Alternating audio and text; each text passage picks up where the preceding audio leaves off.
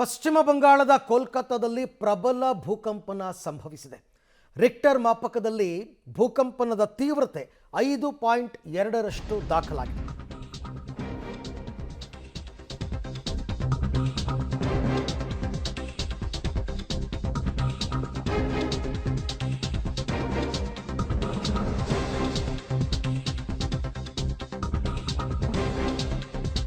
ಪಶ್ಚಿಮ ಬಂಗಾಳದ ಕೋಲ್ಕತ್ತಾದಲ್ಲಿ ಪ್ರಬಲ ಭೂಕಂಪನದ ಅನುಭವ ಆಗಿದೆ.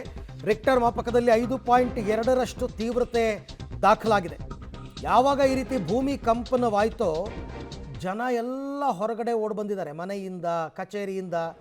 ನೋಡಿ, ದೃಶ್ಯದಲ್ಲಿ ತಾವು ನೋಡ್ತಾ ಇದ್ದೀರಾ, ಕೋಲ್ಕತ್ತಾ ಸೇರಿ ಹಲವು ಜಿಲ್ಲೆಗಳಲ್ಲಿ ಈ ಕಂಪನದ ಅನುಭವ ಆಗಿದೆ.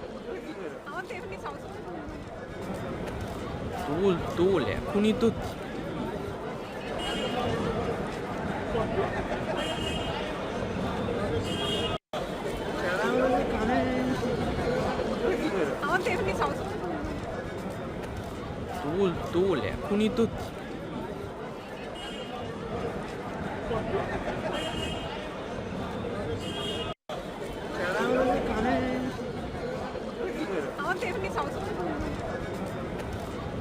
ಇವಾಗ 6.4 6.4 ಮ್ಯಾಗ್ನಿಟ್ಯೂಡ್ ಅಥವಾ ಅದಕ್ಕಿಂತ ಜಾಸ್ತಿ ಆದರೆ ಈ ಬಿಲ್ಡಿಂಗ್ಗಳು ಕೊಲ್ಯಾಪ್ಸ್ ಆಗೋದು, ಅನಾಹುತಗಳಾಗೋದು ಇವೆಲ್ಲ ಆಗುತ್ತೆ.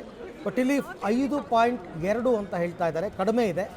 ಆದರೆ ಕಟ್ಟಡಗಳು ಅಲುಗಾಡಿರತಕ್ಕಂಥ ಅನುಭವ ಅಂತೂ ಎಲ್ರಿಗೂ ಕೂಡ ಆಗಿದೆ. ಈ ಬಗ್ಗೆ ಮತ್ತಷ್ಟು ಮಾಹಿತಿ ನನ್ನ ಕೊಲೀಗ್ ಶಬೀರ್ ಅವರಿಂದ ಪಡ್ಕೊಳ್ಳೋಣ. ಶಬೀರ್, ಅನಾಹುತಗಳ ಬಗ್ಗೆ ಏನಾದರೂ ವರದಿಯಾಗಿದೆಯಾ? ಡೀಟೇಲ್ಸ್ ಏನಿದೆ ಈ ಅರ್ಥಕ್ವೇಕ್ ಬಗ್ಗೆ? ಅರವಿಂದ್, ಒಂದೂವರೆ ಸುಮಾರಿಗೆ ಈ ಒಂದು ಭೂಕಂಪದ ಅನುಭವ ಆಗಿರುವಂತದ್ದು. 5.4 ಮ್ಯಾಗ್ನಿಟ್ಯೂಡ್ ಅಲ್ಲಿ ಭೂಮಿ ಕಂಪಿಸಿರುವಂತದ್ದು.